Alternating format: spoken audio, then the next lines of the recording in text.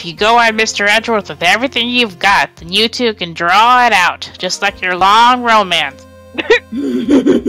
Oh, now I get it. It's been 40 years.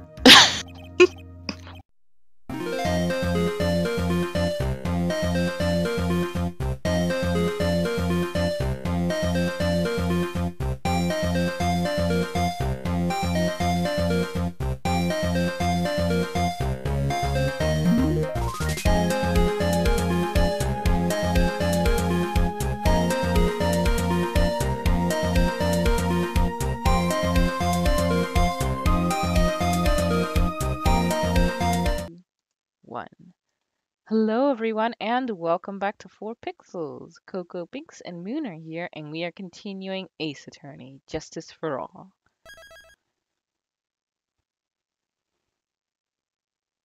When will Phoenix take Pearl home? 19.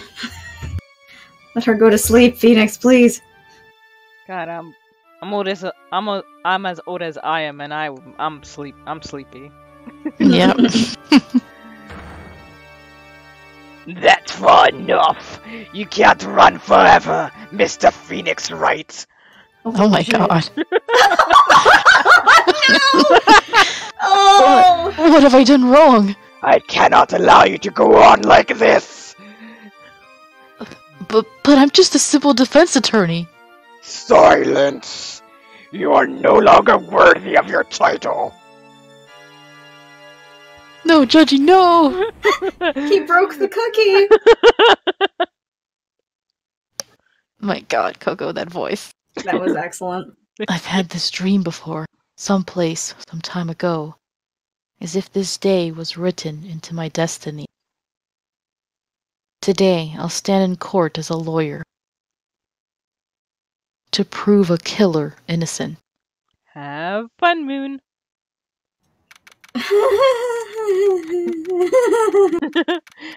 March 23, 9:43 a.m. District Court Defendants Lobby number 3.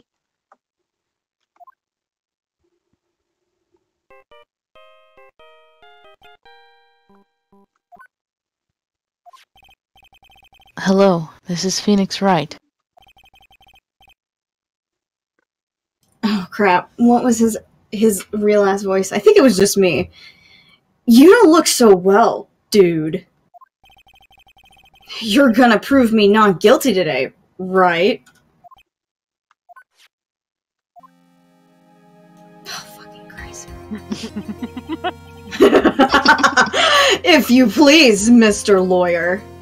Stop shaking your chocolate milk, sir. It's good when it's frothy.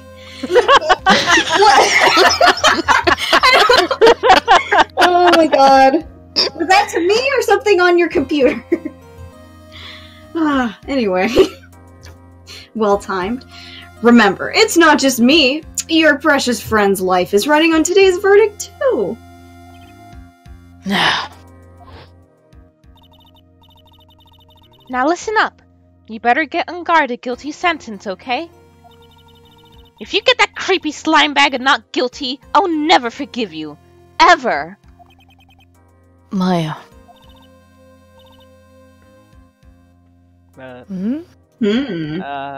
Probably Mia? Ooh. Who does Mia again? Mia? I don't fucking... God, it's been a while, folks. I don't fucking remember. Maybe Can I it was put it in you, the Coco. pin notes? I think it's you, Coco? Yeah, because I don't think it was me, because I wasn't doing like a fancy lady voice, so...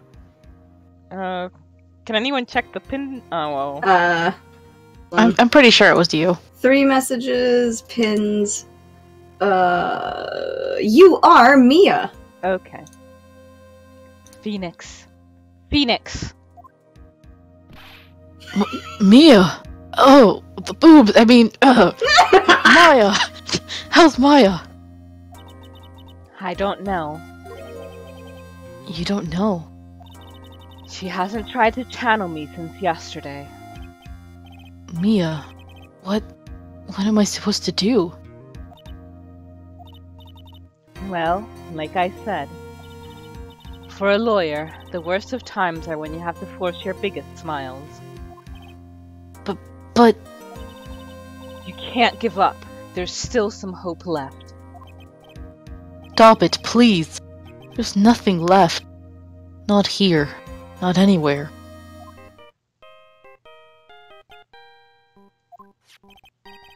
Ugh. That accursed on guard again. Will you leave me alone? Look, don't call me anymore. I mean it. Oh no. You're really mean, pal. Oh, Gumshoe! Gumshoe. I'm really sorry. Where are you? They let me join the investigation team and we're chasing after the killer, pal. Then you have some sort of lead? Sorry, but right now we've got 0 leads on the guy. But we're not going to give up. Gumshoe. Till the trial is over, until the verdict is handed down. Going to do everything we can and find the killer. If we can get Maya out, then you can get on guard the guilty verdict he deserves, pal.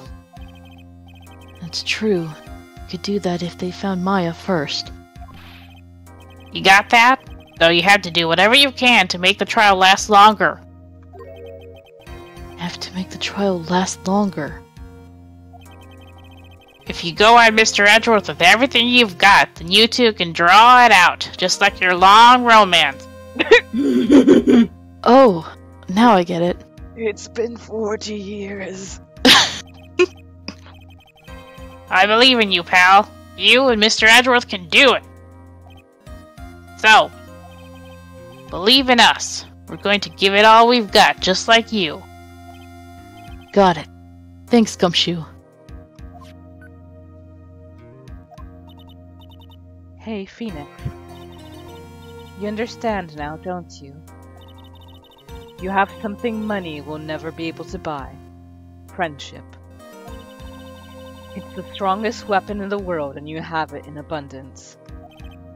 Yeah. So start treating Gumshoe better. Fucking please! Looks like we're coming to the end. I have to make the trial last as long as I can. Oh, Gumshoe great. will come through. I know it. For the 50th time. March 23, 10 a.m., District Court, Courtroom number 3.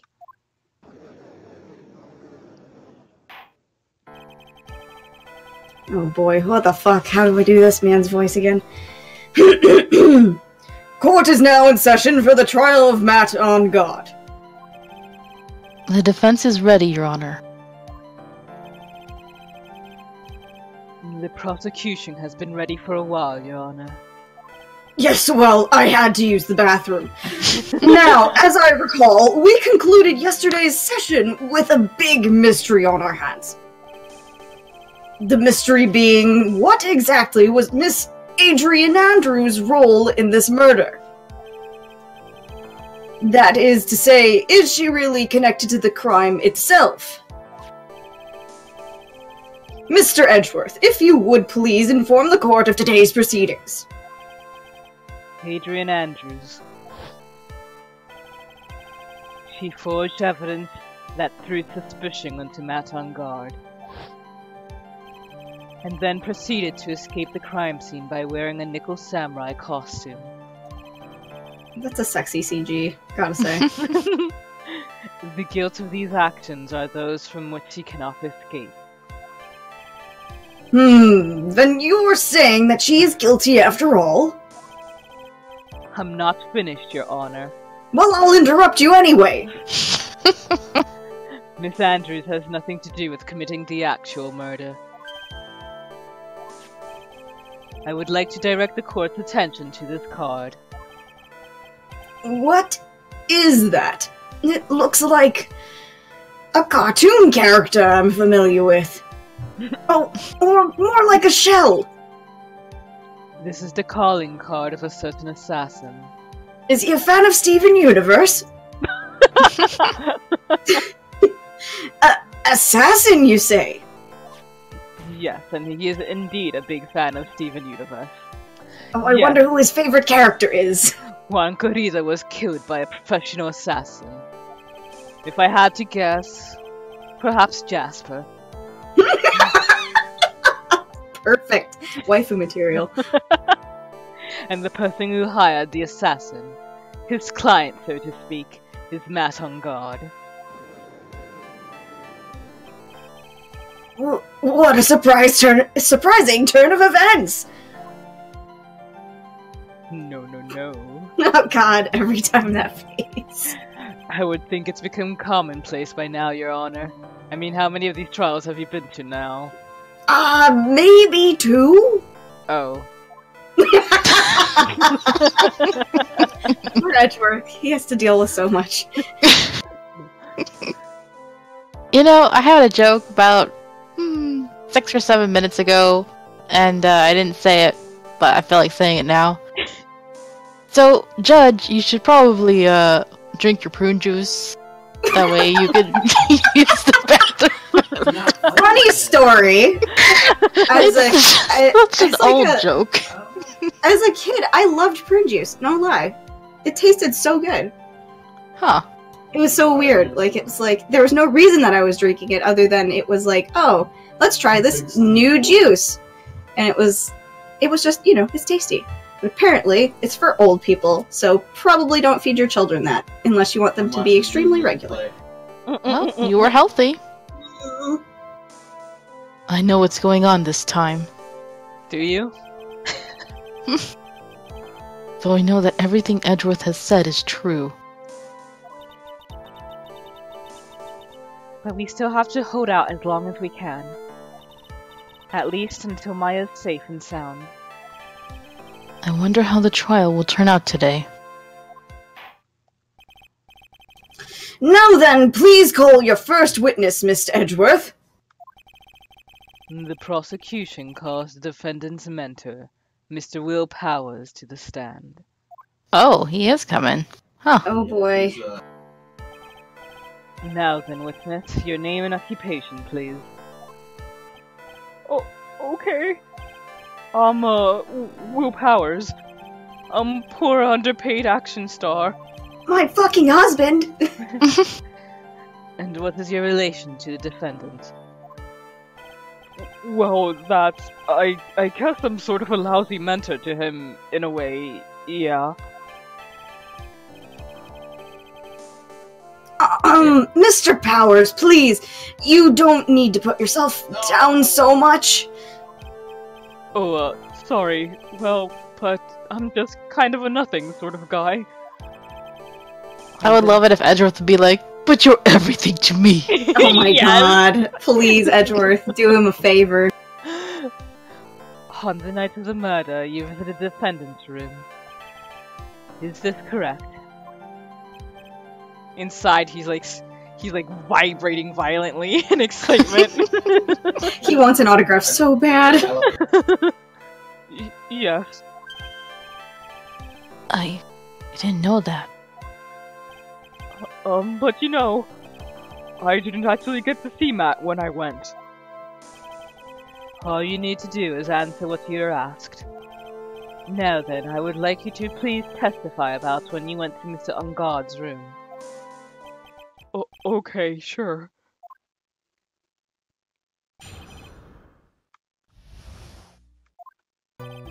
After the award ceremony, I went by myself to Matt's room. Matt was standing there in front of his room, still in his nickel samurai costume. He was talking with someone. At first I thought it was the bellboy. Then I realized it was just an assassin, so I didn't have to be scared. I watched the two of them for a while, but I gave up and went back. I had a guest with me that night, and I couldn't make them wait for me.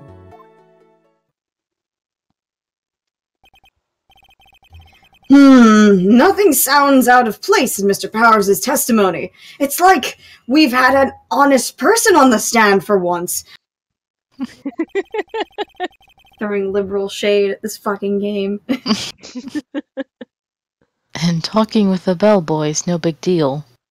There was one time, I think during the fifth case, the fifth case, when Buttons asked, like, is there ever a good witness who doesn't make her life a living hell? And I was like, yeah, actually, I think there's one in the third game who like doesn't tell a single lie and actually gives pretty straightforward testimony without a lot of inconsistencies.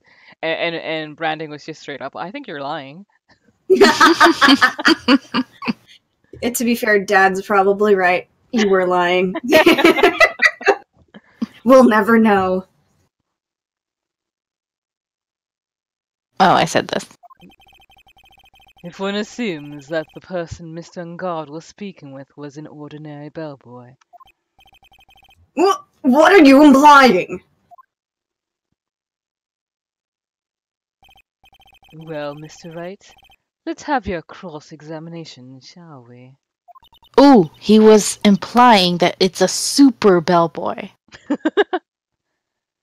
Looks like we're in another sticky situation. Huh? A trap. Can't you smell it, Phoenix? But for us to find out more, we're just going to have to charge in head first, right?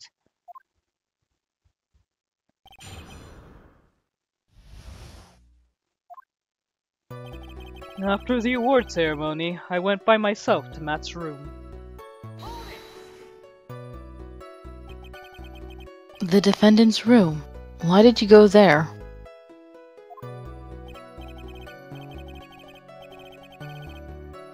Well, I'm his mentor, like a big brother sort of, and I wanted to say congrats.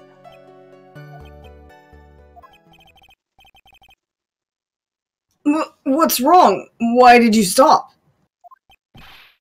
Mr. Wright! What is it? You're gonna try and trick me into a corner, aren't you? Oh my god! Oh! Huh? I know I'm just a poor underpaid action star, but I'm not the killer! Dude. What a lovely man. No one said you were, Mr. Powers. I know how you work! Just because I was a really suspicious person towards you during your trial doesn't mean please! anything. Please don't trick me! Mr. Wright! I thought we were friends! Every time you do your lawyer thing, the witness suddenly turns into the bad guy! Oh my god. Every time? Every time! Not Cody! No, not Cody!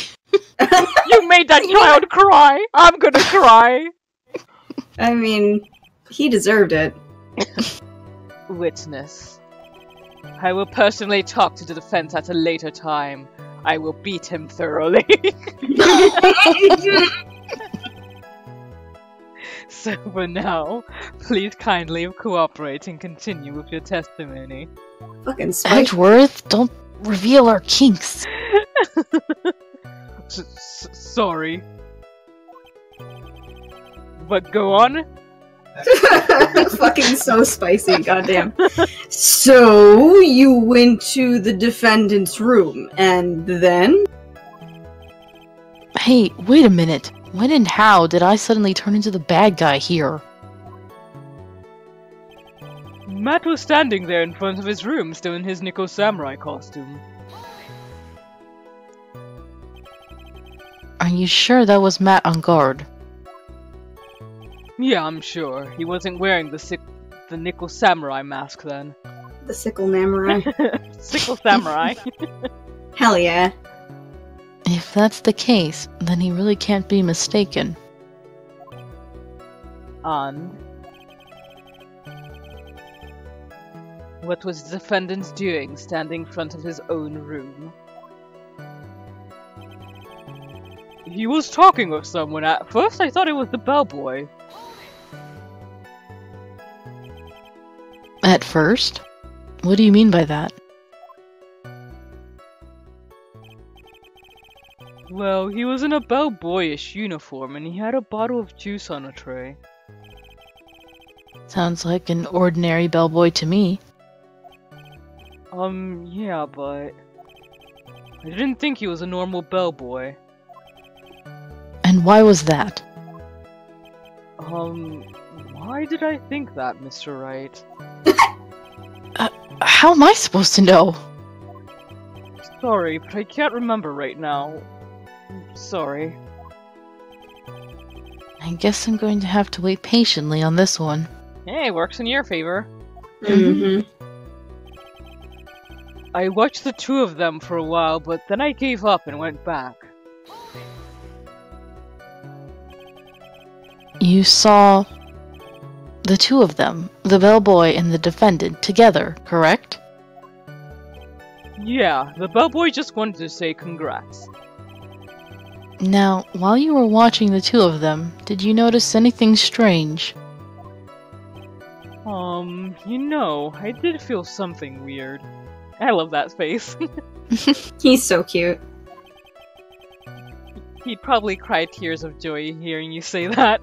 He's like got the best expressions. He's just such a sad man, and I want him and Gumshoe to like be bros. Yes, Like, that would be amazing. have a Phoenix Wright is too mean to me club. You know, the usual stuff.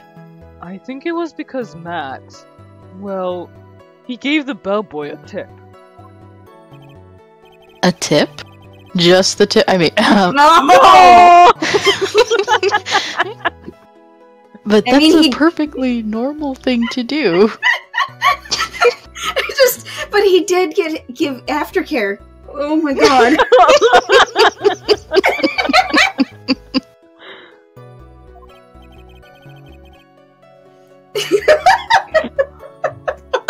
And then the judge's comment. Yes! So, how long did you watch the two of them? God. No more than an hour or two, I think. I mean a minute or two. I was the third. I was just supposed to watch. I mean, that's a good quality video if it lasts that long. It's true. I had guests with me that night, and I couldn't make them wait for me. So, who are these guests you're talking about? You guys, of course. You and Maya and Little Pearl. I thought it would be really rude since I invited you guys if I disappeared on you. Oh. So I went back to my seat pretty soon after seeing Matt in the hallway. This is like squeezing water from a stone. It's probably pointless to press further. No, it isn't. Do you remember this incident? Did Mr. Powers leave his seat that night? I don't remember that happening at all. Maya was making such a racket in her hyper state. I ended up focusing on her, always stuffing her face with burgers. I see. In any case, from his story, he probably wasn't gone for very long.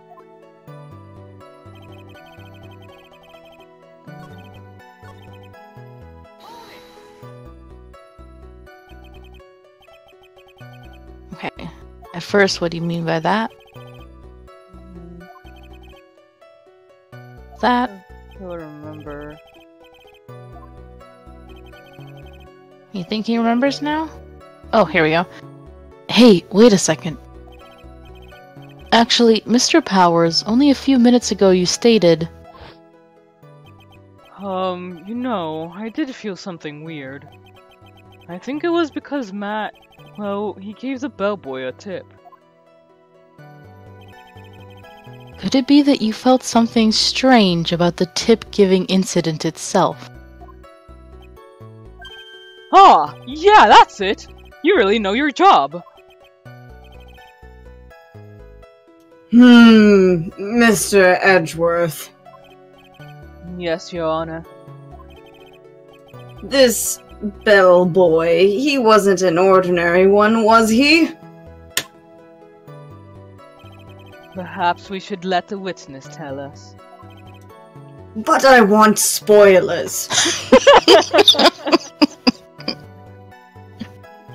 That's actually like how I watch things with my mom. Sometimes I'll be like, hey, does this character die? And then she'll give me a look that kind of says, yes, they do, but I'm not going to tell you.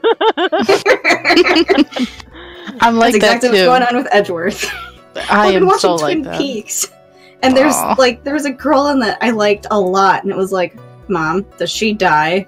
Am I gonna be mad and want to quit the show because she dies? And she just kind of looked at me, and it was like, she wasn't far enough into the show to know whether she lived or died, but as I found out later, but she gave me that kind of smug look like, I know something you don't know.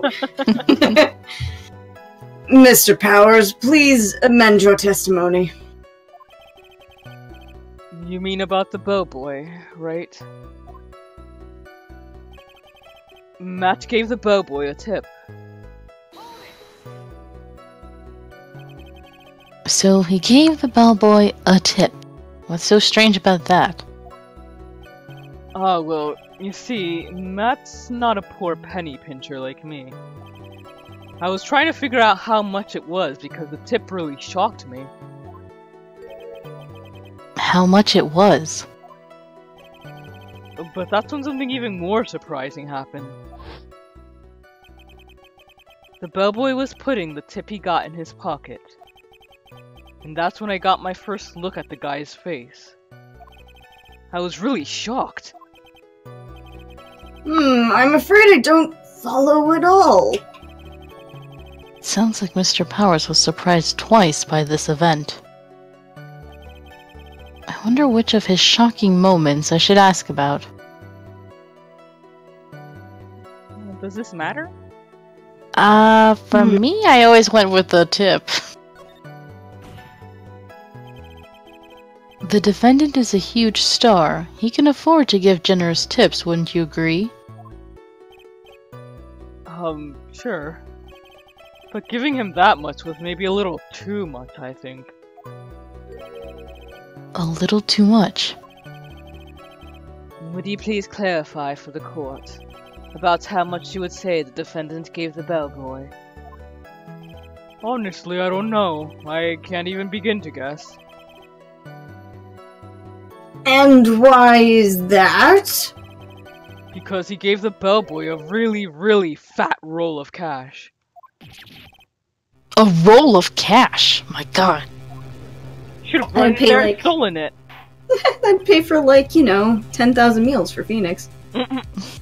Ah, well, how interesting.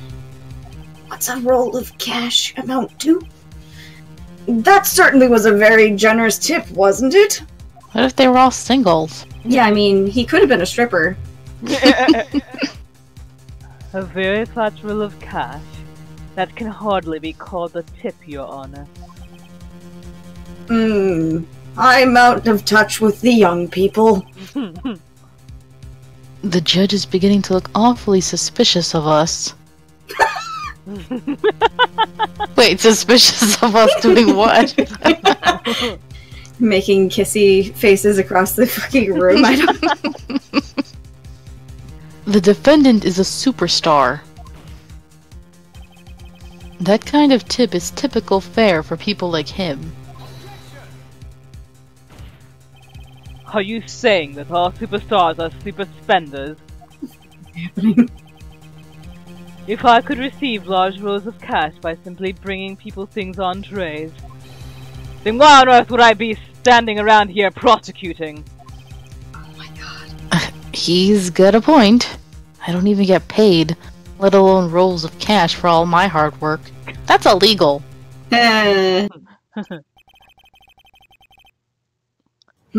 So supposing that roll of cash was not a tip, then what was it? Payment, Your Honor. Payment?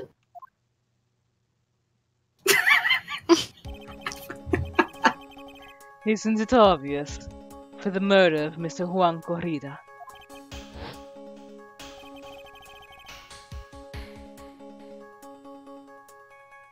Then the bellboy, the witness saw.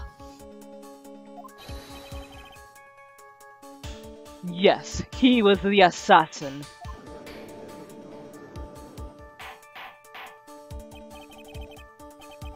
Hold your horses now! Mr. Edgeworth, you don't have any proof of this! Do you? Have I ever been unprepared to support my claims, Your Honor? I have here the card Shelly the Killer left at the scene of the crime. Shelly the Killer? He is the person the police's special investigations team have been chasing for ages. I am certain that the person the witness saw was this very assassin, Shelly the Killer. Really? What's wrong, Mr. Powers? No, nothing. Something just clicked in my head and I think I just finally figured something out. Oh? Actually, I saw that bellboy again later on that night. What?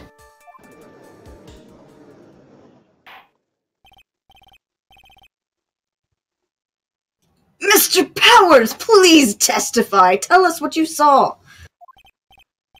Yes, sir. Right away.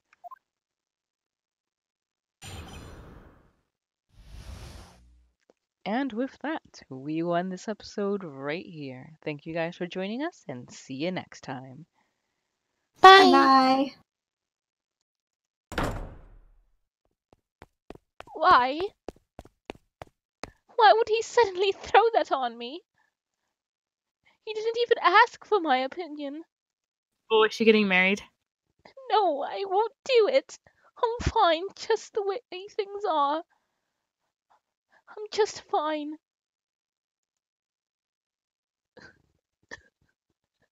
Dearest Mel, I need your help. I don't.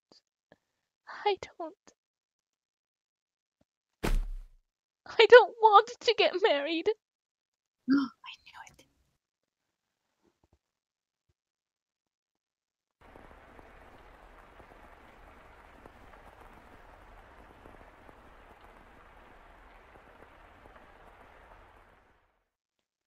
This may seem sudden, but I must confess that I made a grave mistake. My transgression is that I was unable to completely predict where this path we were traveling led. My hands were full dealing with my immediate day-to-day tasks. So I could do naught but pray there was happiness waiting in the future. Happiness for everyone who lived within Rose Manor. But I am but a mere maid. Sure you are. Mm-hmm. There are limits to what I am allowed to do. And furthermore, it was not my place to offer her my hand. Roads, such as the one were following, have a way of diverging with little warning.